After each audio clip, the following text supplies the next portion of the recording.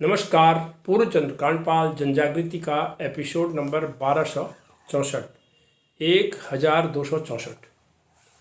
आज आपको बताना चाहता हूँ, मिस्त्री ने जो घर बनाया, ये जो हमारे आर्टिशन होते हैं, जितने भी ये काम करने वाले मिस्त्री, कारपेंटर या जो सब कुछ जिनकी मदद के बिना हमारा अस्तित्व भी नहीं होता, तो ऐसे ही एक मिस्त्री की एक कहानी है। उसका पल्ला एक महान इंसान के साथ पड़ गया। अब ये इंसान कोई राजा था या विद्वान था या कवि था, लेखक, साहित्यकार क्या था ये नहीं, पर इंसान बहुत बड़ा था वो जो भी था, और उसके पास कुछ पैसे भी थे। तो मिस्त्री के साथ उसकी बन गई थी जान पहचान ऐसे ही। तो उसने कहा भाई ठीक है, मकान बनाओ, एक छोटा सा घर बनाओ।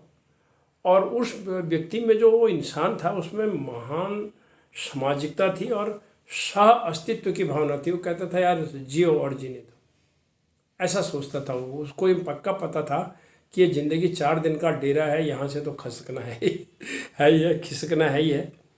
तो उसने एक मिस्त्री से कई छोटे छोटे घर बनवाए, और जिनको वो देता चला गया गरीबों को। बहुत बड़े घर नहीं बनाए, छोटे छोटे घर बनाए और गरीबों को दान करता चला गया। मिस्त्री मन लगाकर बनाता था और जैसा उसको बताया जाता था वैसा मन मुताबिक काम करके दे देता था। तो वो विद्वान भी बन जा, वो इंसान भी खुश जो बनवाता था, और ये बनाने वाला मिस्त्री भी खुश था। तो और वो व्यक्ति बहुत खुश था। तो उसने मिस्त्री से कहा भाई ऐसा है, तुमने बड़े अच्छे अच्छे घर बनाए, छोटे छोटे बनाए, बड़े प्यारे बनाए, और अब मजबूत बनाए, सुंदर बनाए।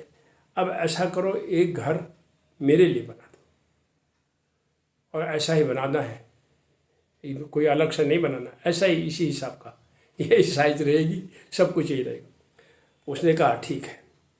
लेकिन यहाँ पर मिस्त्री शायद या तो वो थक गया था या उसके मन में क्या विचार आया, वो जैसे अन्य घर उसने बनाए उस तरह से मन लगा करके बड़ी दिलचस्पी के साथ ये घर नहीं बनाया उसने।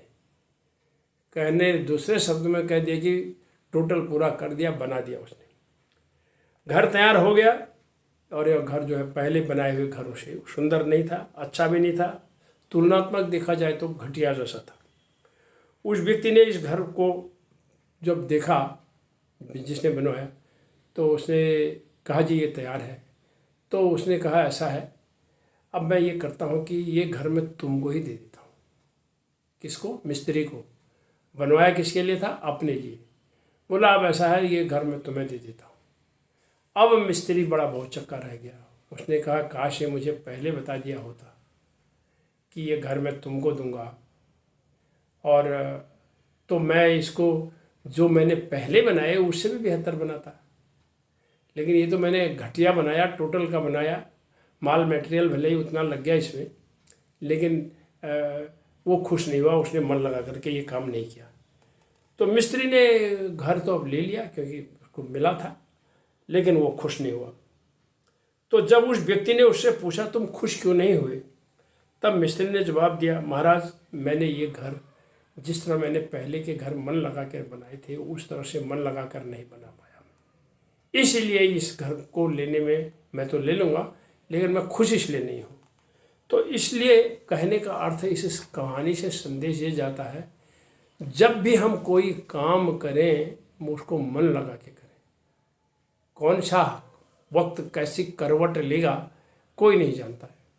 ये मिस्त्री जो इतना अच्छा कलाकार था बनाने वाला, एक से एक सुंदर घर बना के सबको दे दिए, लेकिन जब वो बनाया और वो भी उसने कहा मेरे लिए बनाओ, तो इसने मन लगा के नहीं बनाया, तो वो जब उसको मिला तो वो खुश नहीं हुआ।